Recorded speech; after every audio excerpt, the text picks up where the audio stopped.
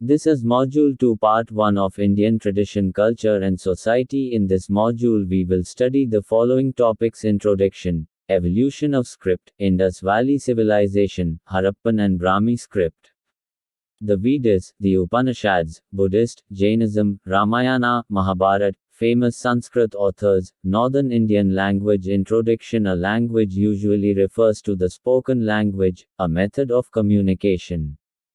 A script refers to a collection of characters used to write one or more languages. A language is a method of communication. Scripts are writing systems that allow the transcription of a language via alphabet sets.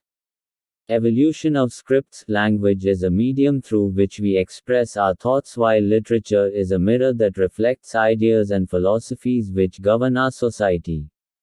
The Indian people, composed of diverse racial elements, now speak languages belonging to four distinct speech families: the Aryan, the Dravidian, the Sino-Tibetan or Mongoloid, and the Austria.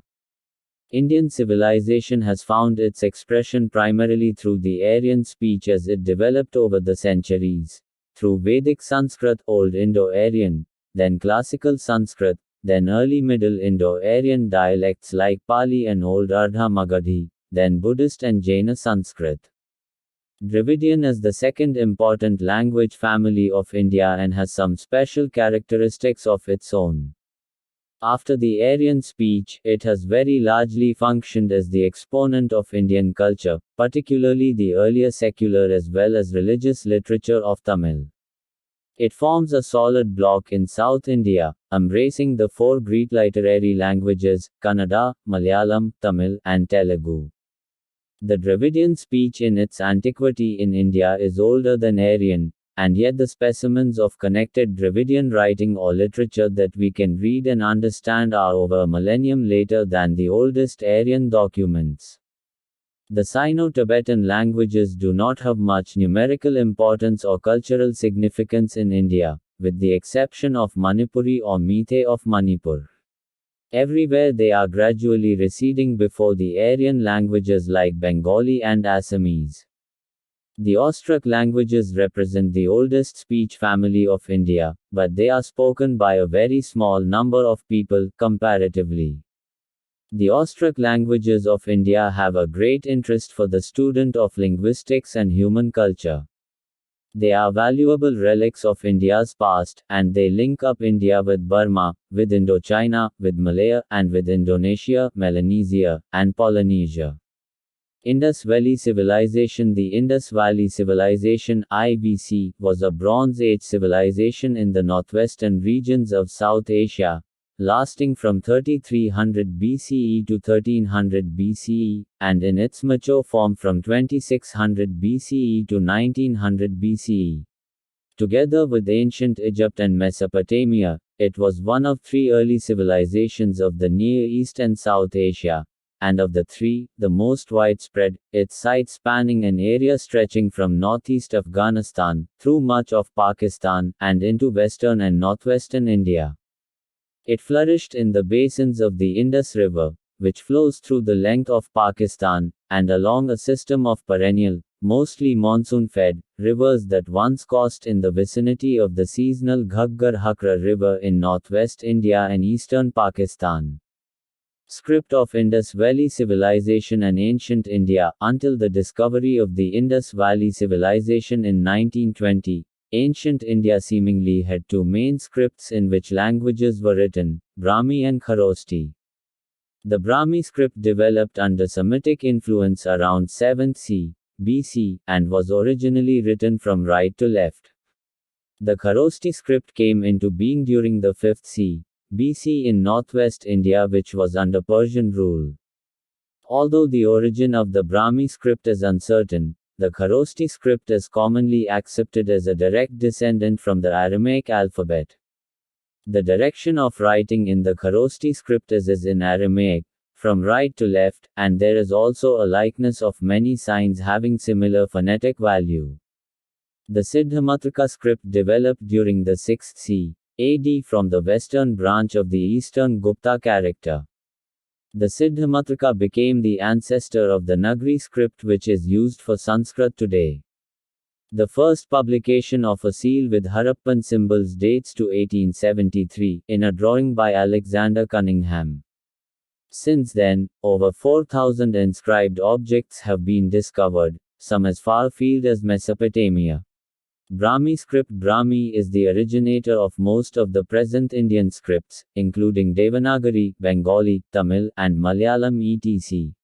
It developed into two broad types in northern and southern India, in the northern one being more angular and the southern one being more circular. It was deciphered in 1838 by James Prinsep. The best known Brahmi inscriptions are the rock-cut edicts of Ashoka in north-central India, dated to 250 to 232 BCE. According to the epigraphers, all Indian scripts are derived from Brahmi. There are two main families of scripts. Devanagari, which is the basis of the languages of northern and western India, Hindi, Gujarati, Bengali, Marathi, Dogri, Punjabi, etc. Dravidian, which shows the formats of Granthar and Vatteluttu. The evolution of Brahmi script into Defferent script. Look at the first image, which show the alphabets of Brahmi script, and second image, which shows the evolution of Brahmi into different scripts.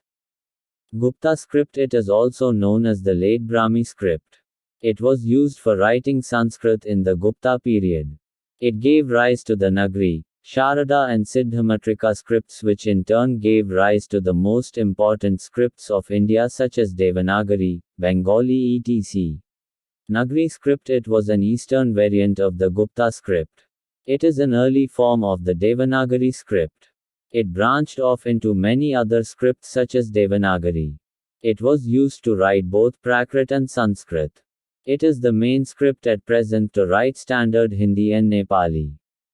It is also used presently to write Sanskrit and is one of the most used writing systems in the world. It is composed of Deva meaning God and Nagari meaning city, which meant that it was both religious and urbane or sophisticated. Sharada script. The Sharada or Sharada script of the Brahmic family of scripts, developed around the 8th century. It was used for writing Sanskrit and Kashmiri. Originally more widespread, its use became later restricted to Kashmir, and it is now rarely used except by the Kashmiri Pandit community for ceremonial purposes. Sharada is another name for Saraswati, the goddess of learning. Siddhamatrika script. Kutila. This script was prominent in eastern India in 6th century AD, leading to subsequent evolution of Gaudi script. This Eastern Nagari script or Bengali Assamese script defines the unified usage of Bengali script and Assamese script, thought minor variations within. Its usage is associated with the two main languages Bengali and Assamese. The Vedas. The Vedas are a large body of religious texts originating in ancient India. Composed in Vedic Sanskrit, the texts constitute the oldest layer of Sanskrit literature and the oldest scriptures of Hinduism. The Vedas are a collection of hymns and other religious texts composed in India between about 1500 and 1000 BCE. It includes elements such as liturgical material as well as mythological accounts, poems, prayers, and formulas considered to be sacred by the Vedic religion time. 4 Vedas. 1. Rig Veda, knowledge of the hymns of praise. 2. Sama Veda, knowledge of the melodies. 3. Yajur Veda, knowledge of the sacrificial formulas. 4. Atharva Veda, knowledge of the magic formulas. The Upanishads. The term Upanishad means literally, those who sit near. The meaning of these words are upaniya, knee down, sad to sit, sitting near the teacher. Upanishads appeared late in Vedic age, around 800 to 400 BCE.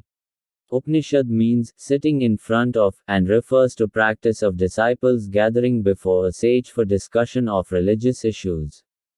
The Upanishads were dialogues that explored the Vedas. Each person is part of a large, cosmic order and forms a small part of a universal soul known as Brahman. Brahman is an eternal, unchanging foundation for all things. Individual souls were born into physical world many times. Their souls were most often humans but sometimes animals, and even occasionally plants. The highest goal of the individual soul is to escape the cycle of birth and rebirth, to enter into permanent union with Brahman doctrines of the Upanishads. Samsara. Upon death, individuals go temporarily to the world of the fathers and then return to earth in a new form. Karma. A man of good acts will become good. A man of bad acts, bad. He becomes pure by pure deeds, bad by bad deeds. Suffering. A certain amount of pain and suffering is inevitable in human existence. Moksha is a deep endless sleep that comes with permanent liberation from physical incarnation. Brahman. You can achieve Brahman through meditation and asceticism, leading extremely simple lives and denying all pleasure.